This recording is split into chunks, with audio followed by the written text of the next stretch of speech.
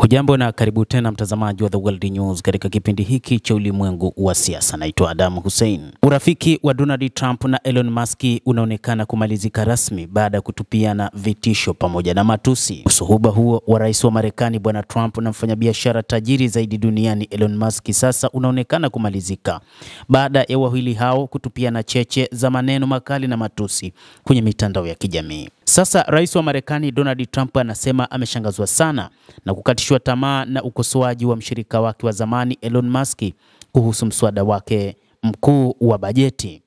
Mimi na Elon Musk tulikuwa na uhusiano mzuri. Sijui ikiwa tutakuwa marafiki tena, Trump aliwaambia waandishi wa habari katika ikulu ya White House siku ya Alhamisi.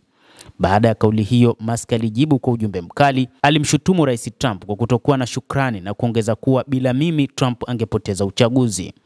Musk aliacha wadhifa wake katika wizara ya ufanisi wa serikali wiki iliyopita baada ya siku 129 kazini, na Trump akamkabidhi ufunguo wa dhahabu wakati wa mkutano wa pongezi wa habari mnamo Mei 30. Lakini katika siku chache tangu aondoke mamlakani, Trump amekuwa akiukosoa mara kwa mara mswada wa bajeti wa Trump unaofanya kazi kupitia bunge la Congress, akiuita wa kuchukiza na kuchapisha katika ukurasa wake wa X.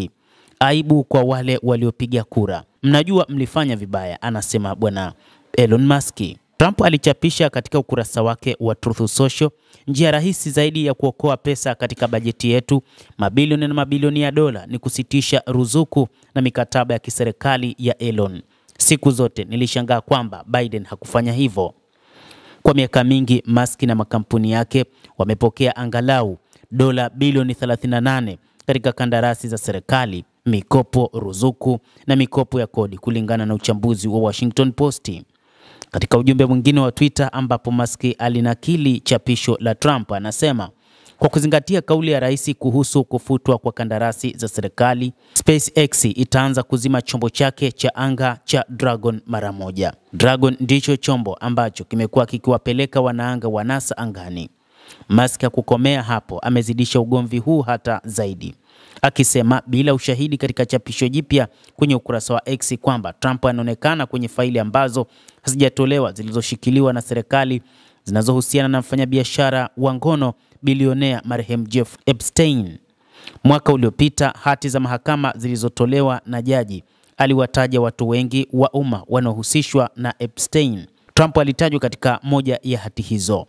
White House inasema madai ya Musk kuhusu Epstein ni bahati mbaya.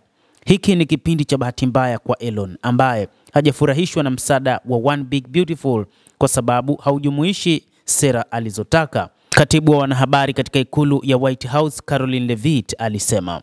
Mtazamaji wa The World News, hayo ndio tuliokuwa nayo kwa wakati huu, na bila shaka na una nafasi ya kulike, una nafasi ya kucomment, kadhalika na kusubscribe channel yetu hii ili upate habari hizi kwa mapana kupitia hapa The World News. Mimi ni Adam Hussein. Endelea kuwa nasi wakati wote uweze kuyajua mengi ya ulimwengu.